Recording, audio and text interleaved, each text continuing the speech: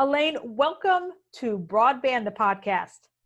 Thanks, Dennise. I'm really happy to be here today. Thanks for the invitation. Well, I'm super excited to get to know you a little bit better.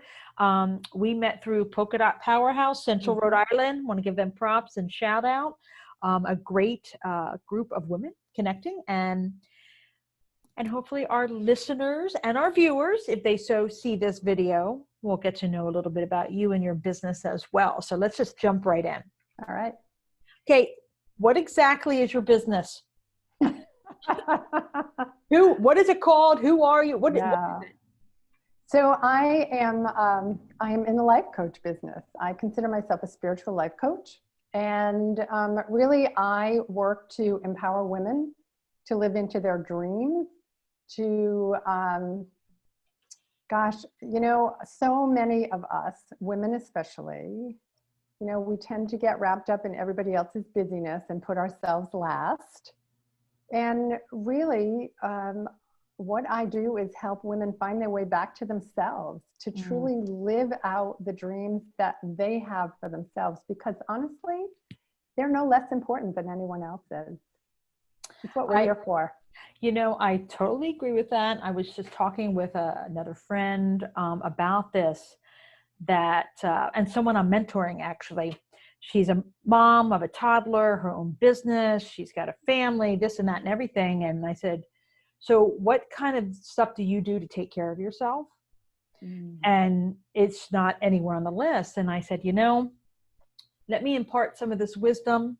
But really, if you're not taking care of yourself, then you can't really fully take care of anyone else. And you are your number one priority. So I've had the opportunity to kind of figure that out a little bit later in life. So the sooner anyone can figure that out, the better. Well, truly, same for me. I mean, that's part of the reason I do this work. My life's journey has been getting to that place. And so if there's anything I can share with someone else or help them find their own answers in their own way, I'm in. Right on. Well, how long have you been doing this now? I am in my 5th year of coaching. Okay.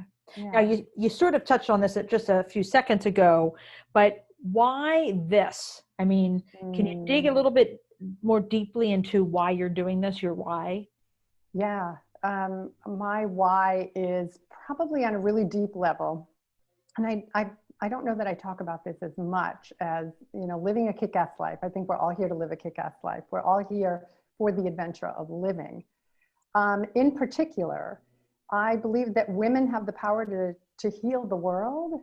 We have to heal ourselves first. We have to realize that in order to have a more peaceful world, a more loving world, or to have more peace and more love in our lives, we have to give that to ourselves first. So it's about filling your own well and then pouring from the overflow, which is exactly what you were talking about with that younger woman that you're mentoring. And I just feel that this is my purpose in the world, to serve women in this way. Okay. And I applaud that. Not a lot of people figure out what their purpose is, let alone pursue it and live it. So right on. I love that. So what would you say are like the top 3 reasons why a woman would contact you for these services, this support? Because there's many coaches in the world, life coaches. What makes you stand out amongst all the other ones?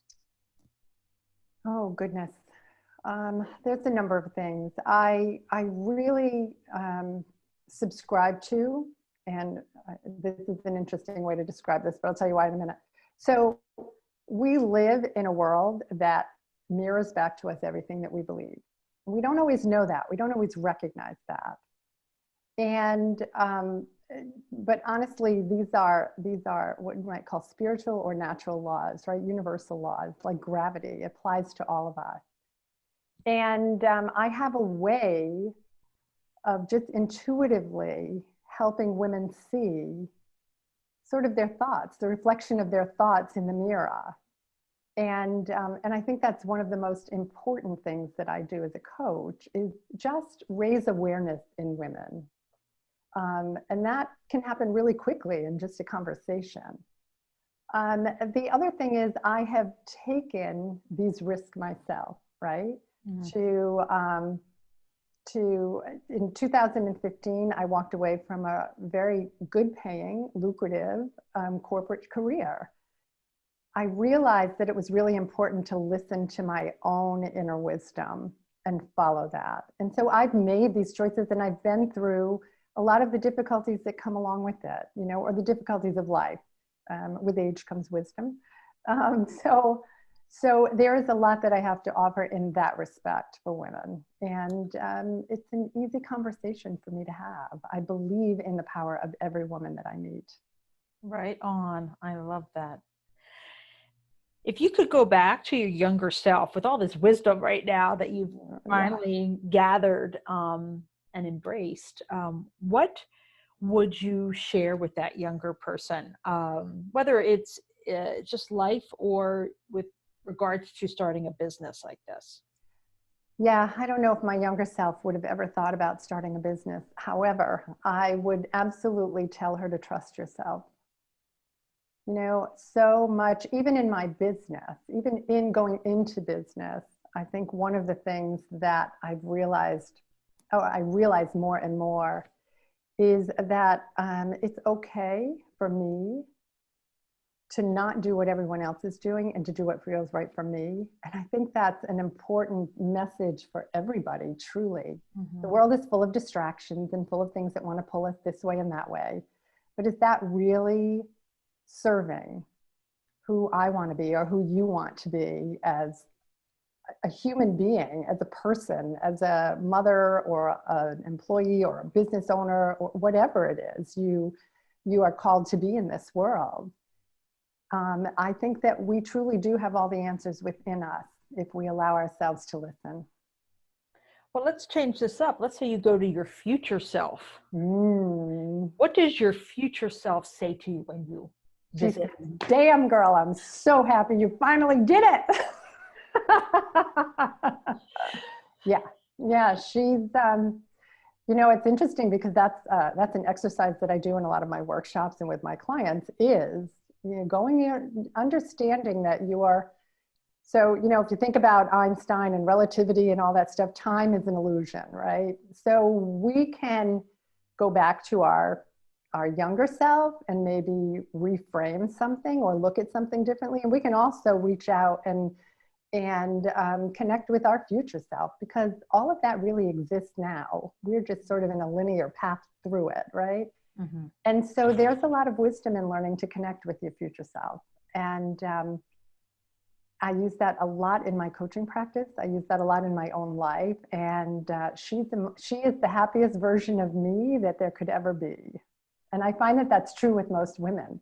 They'll go through that practice with me and say, wow, I looked younger. I was really happy. Like so much. And so much of that can be incorporated into who we are today and how we're showing up in the world today. You know, I ask this question with every guest, and not one has said anything like, you know, girl, what were you thinking? It, you know, or any kind of critical response. It's all been a cheerleader, absolutely, love, and embracing, like, well done, you know? Yeah, that's your true self coming through. Yeah. All of the self-criticism is learned behavior, and we can change that. Yeah. Yeah. You are so right on that too. And so let me sort of dovetail off of that. You know, life is multi-layered. Mm-hmm. I'm trying to use language that Elaine will like. I'm watching my words. Say it. But it can be challenging. And sure, it ebbs and flows. It could be super exciting and not so hot. We're in a pandemic right now, all that stuff. What do you do? And I would assume you would recommend it to anyone else to keep on keeping on. Those days when you kind of wake up and you're like, man, I mean, if I hear one more person dies or, you know, something like that, some really heavy stuff. How do you keep your spirits uplifted? Okay. Oh, wow. This is not just a multi-layered life. That's a multi-layered question. Mm-hmm. So I first keep myself sort of centered and grounded, and I'm going to say inspired. I love the idea that we let our inspiration pull us through life, right? First and foremost, I have a really deep and consistent spiritual practice. So for me, that looks like some meditation, what I call affirmative prayer, journaling, and to put that sort of into a nutshell, I call it getting into alignment and then, right? So I want to center in myself. I want to be connected, grounded, peaceful, and feeling that inspired place before I begin my day, every day. Mm-hmm. And that doesn't mean that things don't go wrong in my life. What that does for me, though, is it gives me a more grounded sense of self, so that all of that stuff that's going on around me, I'm much more stress resilient and able to navigate it from a place of response and not reaction, right? We tend to be reactive to life. We're all caught up in this idea that we have to be busy. I mean, I think we celebrate busy. Everybody, there's this badge of honor that goes with busyness. But busyness, in my experience anyway, and with most of my clients, we get ourselves into the busyness because we are trying to outrun a sense of unworthiness, right? We always have to have or do something more to be accepted or loved or worthy or whatever. Mm-hmm. So the spiritual practice for me, and it could be different for everybody, but honestly, just 5 or 10 minutes in the morning for someone who doesn't have a practice will shift their energy and shift their day, because now you've given yourself the opportunity to really find your center. I know that I'm looking for a better word to explain that, but to just find your center, just to feel into yourself. Here I am, this body. Sometimes what I recommend to clients is just when you wake up in the morning, just say thank you. Thank you for as many things as you can imagine, right? For the day, the breath, the life, the body, whatever it is. When we start getting into gratitude is one of the highest vibrations that we can, or one of the highest energies and feelings we can vibrate at. Mm-hmm. And so that sets the tone for how you respond to what happens next, and again and again and again, right? Mm-hmm. So I think that's important for me. I think what I do recognize is more and more that all of the things that are going on around me are simply experiences. And I know that sounds dismissive perhaps when, people are dying from COVID and there's a lot of political unrest, but in all of that, I recognize that my life right here, my life as far as it reaches out, is an extension of the energy I bring into the world. We carry this atmosphere with us, right? Mm-hmm. This energy with us. Mm-hmm. So I'm always conscious and mindful about what energy I am bringing. Yeah. Because I can't control your energy or anyone else's or what anyone else puts into the world, but I can control mine. Mm-hmm. And that ripples out. That really has an effect on everybody. I think it's hard for people to really connect with that because we don't see energy. Although we do, we see it in somebody's demeanor, we see it in somebody's words, but we don't necessarily see it in ourselves, mm-hmm. right? Mm-hmm. Oh, that's not me. Well, maybe it could be. Yeah. But who do you want to be? How do you want to be in this? And how do you want to respond to this? Yeah. And I totally agree with you. Starting that day, the day off, grounded is the word that, keeps coming to mind, that I'm very blessed to have a 2-hour morning practice mm-hmm. every day. And that's taken years to get that established. Yeah. But what it does for me is it just grounds me, gets me ready for my day. And if it's smooth sailing, right on, but if there are challenges that come up, I'm more resilient to it. Absolutely. That I, more of a reed as opposed to a oak, and being able to be more thoughtful, reflective into experiences that are happening. But I totally agree with you 100%. And I share this with everyone. Actually, going back to an earlier thing I said, is to find that even if it starts with 10 or 15 minutes in the morning, just start there. I told this one person, said, go into your bathroom and stay in there for 15 minutes and just go through your gratitude list in your head or something like that. So you have that quiet space to I have a really full and robust spiritual practice in the morning as well. For someone that doesn't and that is looking to find more grounding, really just give yourself 5 to 10 minutes before you even get out of bed.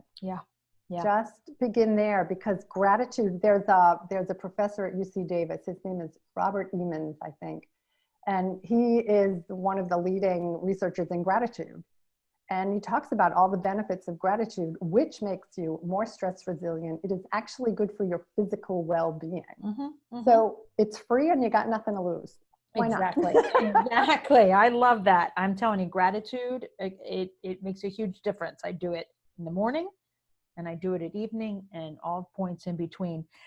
When you look at your life experiences with different relationships and so forth, who inspired you professionally?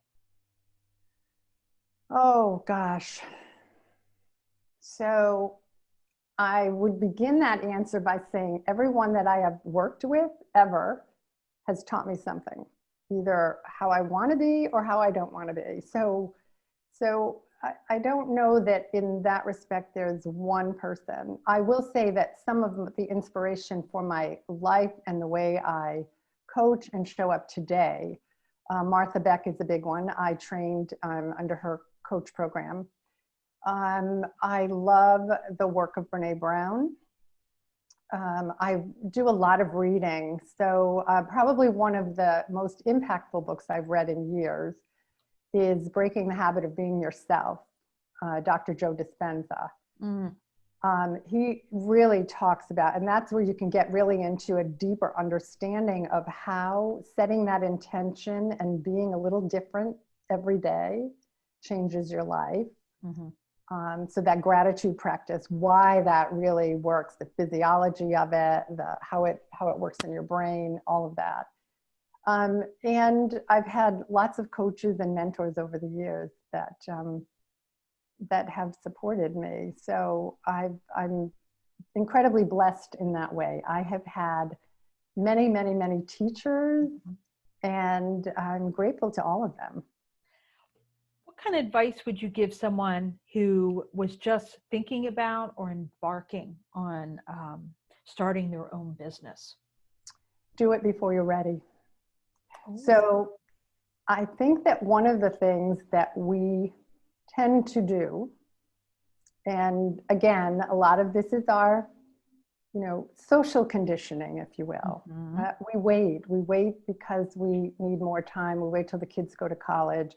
We wait until we have more money. We wait until, I don't know, something happens. There's something we're waiting for. We don't have enough education. We don't have enough of something. And we can always find a reason to wait.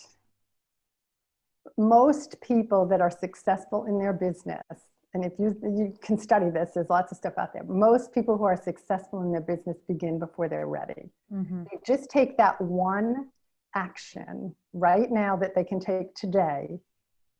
So we get really caught up in the, oh my God, this is going to be so hard, because we see the end game in a sense, and there's so many moving parts and I don't know how to do this. And so we quit. We're like, oh my God, I can't do this. Well, really you can, because it's like riding a bicycle. Everything happens one step at a time, one practice at a time, one day at a time. So you set an intention, you know, when you're little, you imagine yourself riding this bicycle with no training wheels. You're going to be so accomplished when you do that. Yeah. But you get on the training wheels first and you're wobbly and you're afraid you're going to fall off, but you get on again and you fall down and you just go through the process. It's the same thing with life, with anything that we want to do in life. I think when we're adults, we think we already need to know how, because we're grown up now. We're supposed to know how. But it's all learning. It's all an experiment. It's all an adventure, just like learning to ride a bike. So start before you're ready. Just do that one thing. I love that idea because you're right. We're socialized, or whatever the word is you want to use, that we learn fear, right? We learn not to take chances or experiment or fail, fall down and get up. But that's key to learning, Absolutely. Right? Imagine if that baby didn't get up after the first fall. I know. Right? Right. Uh-huh. Exactly. And I can't recall as a baby feeling or thinking I'm fearless, but you are fearless. Absolutely. I'm getting up. I'm going to get across that room because I want that toy, and you do it until you get there. What would you say surprised you the most about being an entrepreneur, owning your own business? Oh, gosh.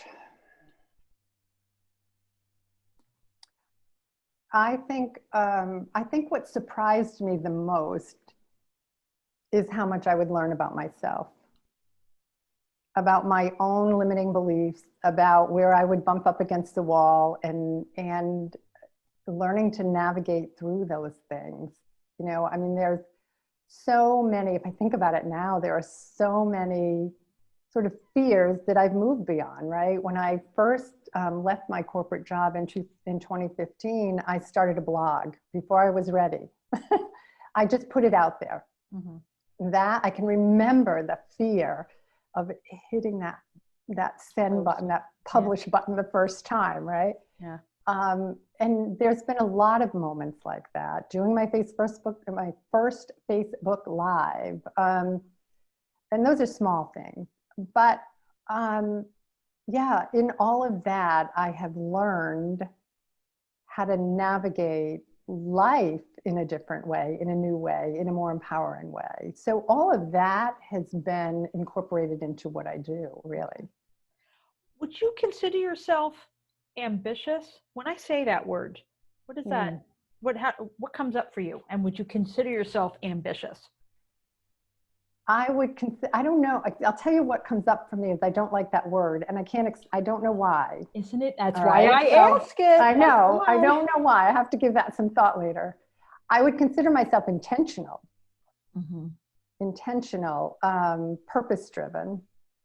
Yeah. Which feels a little different than ambitious to me, and I'm not sure why. So I know I don't have a better answer for that. It comes up like when I'm talking to women and I'm like, oh yeah, she's totally ambitious. She knows what she wants. She figured it out. She's fearless. She's a risk taker. She's ambitious. Yet the other side of that coin is it's like the A word, Men typically, I think, you say, oh, he's ambitious, and you don't even think about it, but it's a kind of a loaded word when it's applied to women, typically. Yeah. So it's just, I'd like to ask, and it's interesting. Some women are like, oh yeah, I'm totally ambitious. I'm owning it. I am driven. I'm goal-oriented, and then others are like, oh, I'm not sure how I feel about that. It's just really interesting on the spectrum of response to that. How much time do you dedicate every week to professional development? Gosh, I'm going to say, I won't count the spiritual practices and that sort of thing, because for me, it's all one thing. But specifically professional development, whether it's podcasts, webinars, reading, probably an hour a day or more. So 7-10 hours a week or so. I think it's really important. Every person I've talked with, they do dedicate time. And I think it's not rocket science to figure that out as business owners, as entrepreneurs, we understand the value of constant learning, right? Whether it's life experience or opening a book. Yeah, the day that I think that there's nothing more to learn is probably the day I die. Yeah, truth to that. Do you have any suggestions for any books or podcasts or blogs that our listeners or viewers might be interested in? So I'm loving Brene Brown's new podcast, Unlocking Us. Oh God, that is my free therapy every week. Yes. Yeah. I don't plug into a lot of podcasts. I do love to listen on YouTube to Abraham Hicks audios, law of attraction stuff, which matters in life and business, quite honestly. Mm-hmm. Books, oh boy, anything by Joe Dispenza, Brene Brown, some really oldies but goodies, Spiritual Economics, Eric Butterworth, Feeling is the Secret. Oh gosh, I can't think of his name right off the top of my head, the guy that wrote it. It'll come to me. Huh. And anything Martha Beck. Mm-hmm. Really, those are some of my go-tos. Cool. And I'll be sure to include links to information in the show notes, folks, for anyone listening or watching right now. So I have one final question, which is actually a series of questions. All Are right. you ready? Okay. Yeah. What is your favorite flower? Oh, hydrangea. It's a good one. Coffee or tea? Cappuccino, please. Tahiti or Paris? Oh, Paris, any day. I know. Are you an intention setter or goal getter? Are you an intention setter or goal getter? Intention setter, absolutely an intention setter. And do you have a favorite quote you can share with everyone? I am a quote lover. I have a collection of them in my brain. However, the one that comes to mind right off the top of my head is Helen Keller. Life is a daring adventure or nothing at all. Oh, I am unfamiliar with that one, and I love it. I thought you might. Oh my gosh. Elaine, thank you so much. This has been so fabulous to get to know you even more. And I really appreciate you taking out the time to talk with me and share a little bit of you with our listeners and our viewers. Thank you. It's been a real delight for me too. Thanks so much, Dennise.